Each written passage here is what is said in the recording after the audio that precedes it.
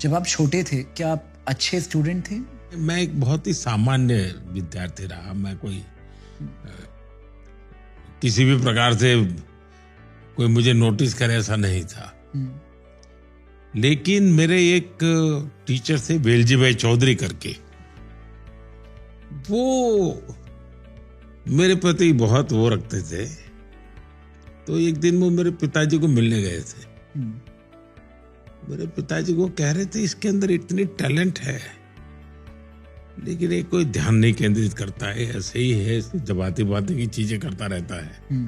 लेकिन मुझे ज्यादा पढ़ना है, अगर उसमें कंपटीशन का एलिमेंट है तो मैं शायद उससे दूर भागता था। ऐसे ही परीक्षा पास कर लो भाई, निकाल दो, ऐसा ही रहता था। लेकिन और एक्टिविटी में बहुत करता था। कुछ भी नई चीज है तो उसको तुरंत पकड़ लेना ये मेरा नेचर था।